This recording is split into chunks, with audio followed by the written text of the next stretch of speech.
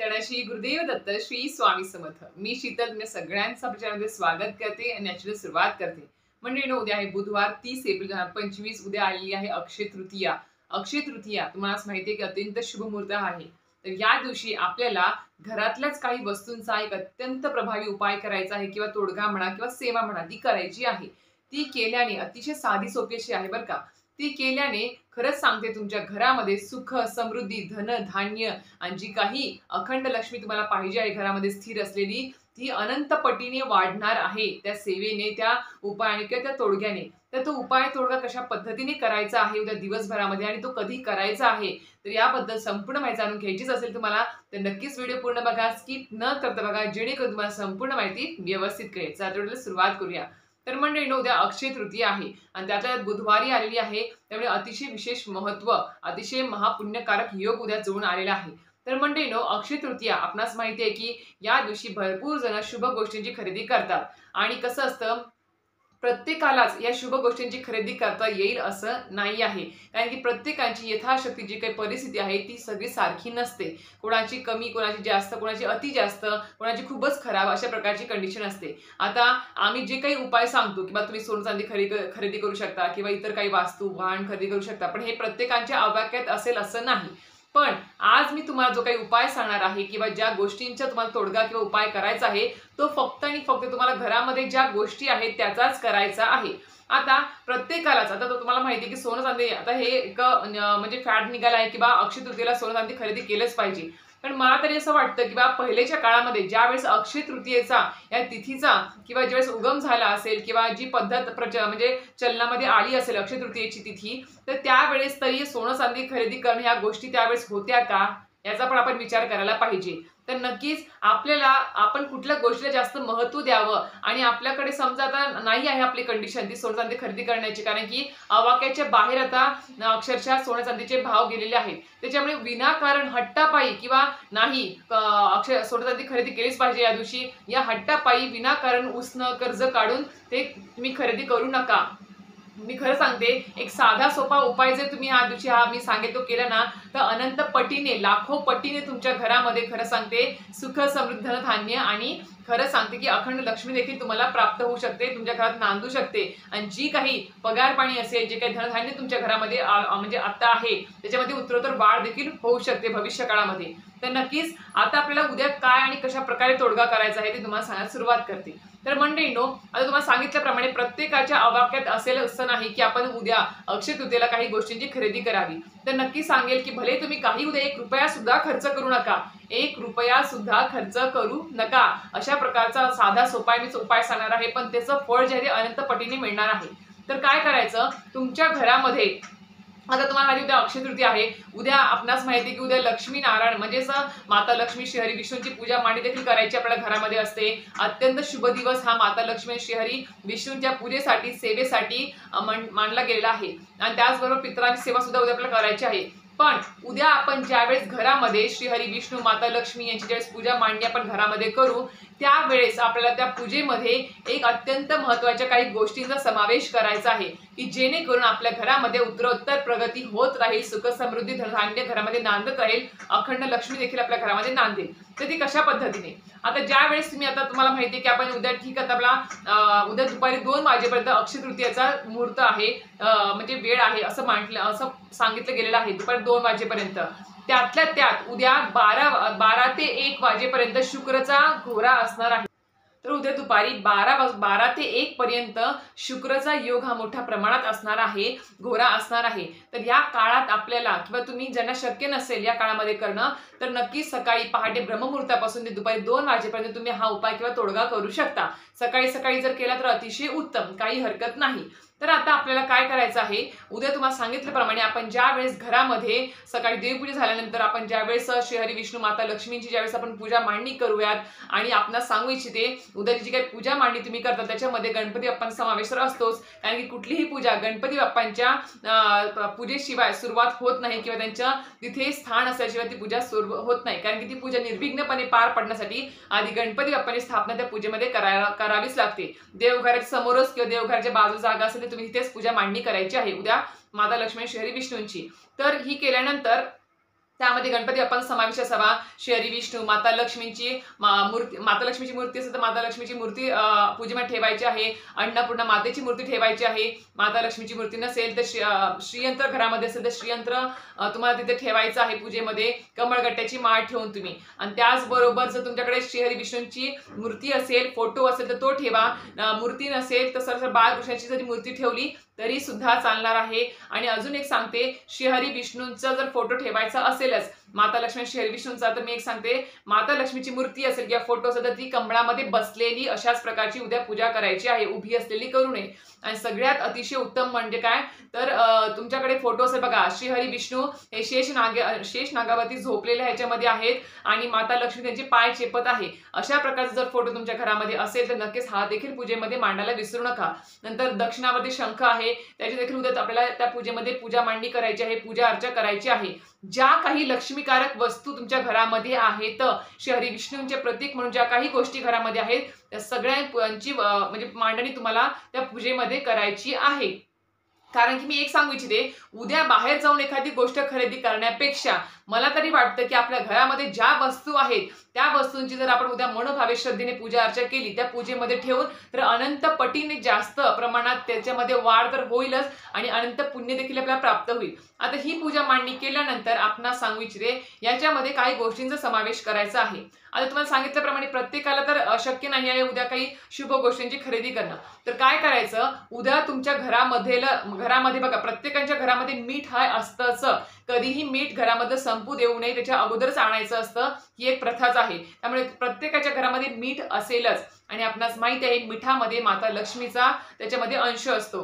त्यामुळे उद्या आपलं काय करायचं आहे, जी पूजा मांडणी केली आहे त्याच्यामध्ये एक वाटीभर कटोराभर तुम्हाला मीठ घ्यायचंय, घरातलंच मीठ, विकत आणू नका. उद्याच्या दिवशी कुठलीही 1 रुपया सुद्धा खर्च करू नका तुम्ही, मी खरंच सांगते. 1 रुपयाही खर्च न करता तुम्हाला अनंत पटीने पुण्यफळ प्राप्ती होणार आहे. अशा पद्धतीचा हा उपाय तोडगा आहे. तर काय करायचं आहे, त्या पूजेमध्ये तुम्हाला वाटीभर मीठ घ्यायचं, ते वाटीभर मीठ तिथे ठेवायचं आहे, थोडीशी तांदूळ त्याच्यात वाटी ठेवायची आहे. त्याचबरोबर छोटीशी वाटीभर तुम्हाला हळद घ्यायची आहे. हळदमध्ये गुरूंचा अंश असतो, त्यामुळे शुक्र आणि गुरु यांच्या अंशाचे जे काही प्रतीक आहे ते तुम्हाला तिथे पूजेमध्ये ठेवायचे आहेत. या दोन्ही गोष्टी प्रत्येकाच्या घरामध्ये असतात म्हणजे असतातच. थोडी ठेवा, जास्त तर जास्त ठेवा, पण ती ठेवायची आहे पूजेमध्ये. त्याचबरोबर आता प्रत्येकाच्या घरामध्ये ऑलरेडी जुनं सोनं तर असतंच बघा, कानातलं असेल, अंगठी असेल, काहीतरी छोटंसं आपल्या मुलीच्या कानातलं असेल किंवा काहीतरी असेल जे तुमच्या घरामध्ये असेल, किंवा एखादा चांदीचा कॉईन असेल, सोन्याचा कॉईन असेल, काहीतरी असेल जुनं सोनं, तर ते तुम्हाला त्या पूजेमध्ये मांडणी त्याची करायची आहे. नक्की सांगते, जुनं सोनं बरं का, जे घरामध्ये ऑलरेडी आहे तुमच्याकडे, छोटंसं सोन्याचे मणी तरी असतील, ते जरी असेल तरी सुद्धा चालेल, पण ते पूजेमध्ये उद्या ठेवायचे आहेत. चांदीच्या काही वस्तू असेल तर त्या सुद्धा तुम्हाला उद्या पूजेमध्ये मांडायच्या आहेत. हळद एका वाटीमध्ये, मीठ एका वाटीमध्ये, घरातलं जे काही चांदीचं सोन्याचं जे काही नाणं असेल किंवा दागिने असेल ते सुद्धा तुम्हाला पूजेमध्ये उद्या मांडायचे आहेत, आवर्जून मांडायचे आहेत. आणि त्याला धूप दीप दाखवायचा आहे, पंचोपचार पूजा अर्चा करायची आहे, गोडाधोडाचा जो काही नैवेद्य केला आहे तो दाखवायचा आहे पूजेमध्ये. आता उद्या आपल्याला काय करायचं आहे, तर तुम्हाला उद्या सेवा तर माहिती आहे काय करायचे आहेत. कारण की उद्या सेवा आपणास माहिती आहे की श्रीयंत्रावरती माता लक्ष्मीची मूर्ती असेल किंवा तुमच्याकडे आई भगवतीचा टाक असेल, अन्नपूर्णा मातेची मूर्ती असेल, याच्यावर तुम्हाला कुंकुम अर्चन उद्या करायचं आहे. उद्या तुम्ही जास्तीत जास्त प्रमाणात श्रीहरी विष्णू माता लक्ष्मींच्या मंत्र, स्तोत्र, कुंकुम अर्चन असेल, या सगळ्या सेवा करायला विसरू नका. त्याचं अनंत पटीने फळ वर्षभर तुम्हाला मिळत राहणार आहे. ह्या सगळ्या मी तुम्हाला खूपदा म्हटलं असेल व्हिडिओमध्ये, किंवा प्रत्येक देवता असेल, प्रत्येक जे यंत्र आपण घरामध्ये आणतो, देवघरात स्थापित करतो, किंवा जी देवी देवतांची मूर्ती आणतो, त्या सगळ्यांना एकच गोष्ट प्रिय आहे किंवा त्यांच्यामध्ये ऊर्जा वाढवण्याचं काम एकच गोष्ट करू शकते, ती म्हणजे काय, मंत्र, स्तोत्र आणि सेवा. ती त्यांच्यापर्यंत कायमस्वरूपी ही टिकून राहू शकते, ना की कुठले तुमचे ते इतर गोष्टी असेल त्यांच्यापर्यंत जास्त वेळ टिकून राहत नाही. त्या आपण दुसऱ्या दिवशी काढून टाकतो किंवा संध्याकाळी काढून टाकतो, फुलं असेल, नैवेद्य असेल किंवा काही असेल. पण सेवा, मंत्र, स्तोत्र किंवा ह्या ज्या गोष्टी आहेत त्यांच्यापर्यंत, देवापर्यंत अनंत काळपर्यंत टिकून राहणार आहेत आणि त्याचं पुण्य देखील तुम्हाला अनंत पटीने मिळणार आहे. त्यामुळे सांगते की उद्या तुमच्या घरामध्ये ह्या सगळ्या गोष्टी असणारच आहेत.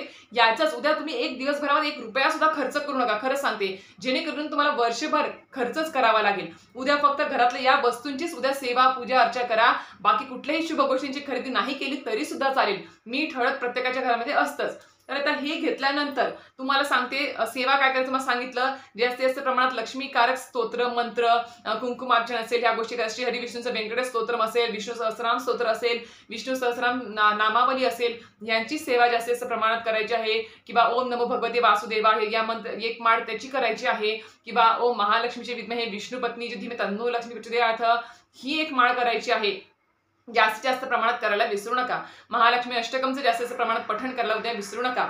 आता पूजा मांडणी, सेवा आणि काय काय त्यामध्ये वस्तू घरातले ऍड करायचे तुम्हाला सांगितलं. आता धूप दीप दाखवल्यानंतर नैवेद्य दाखवल्यानंतर एक तुम्हाला प्रार्थना करायची आहे की हे आपण काय केलं आहे त्या देवी देवतांसमोर त्या वस्तू आपण मांडलेल्या आहेत, ज्या लक्ष्मीकारक आहेत, ज्या गुरूंच्या कारक आहेत आणि ज्या म्हणतात ना की आपल्या नशिबामध्ये आपल्या पत्रिकेमध्ये गुरुबळ स्ट्रॉंग असेल ना तर सगळ्या काही गोष्टी चांगल्या होतात. ते हळदीमध्ये गुरु हा अंश असतो. लक्ष्मी सुद्धा प्रत्येकाला प्रसन्न व्हावी असं वाटत असेल तर मिठामध्ये लक्ष्मी असते आणि तुमच्या घरातलं जे काही जुनं सोनं आहे त्याची तुम्हाला तिथे मांडणी करायची आहे. हे केल्यानंतर तुम्हाला प्रार्थना करायची आहे अत्यंत मनोभावे श्रद्धेने. सहपरिवार करा किंवा घरातल्या जी कोणी पूजा मांडणी करा त्या व्यक्तीने करा, पण खरं सांगते मनोभावे श्रद्धेने प्रार्थना करा की हे भगवंत जे कोणी तिथे पूजेमध्ये मी मांडलेले आहेत, गणपती बाप्पा, माता लक्ष्मी, श्री हरी विष्णू, बाळकृष्ण असेल त्यांची, त्या सगळ्यांना आणि स्वामी समर्थ महाराज देखील असणारच आहेत.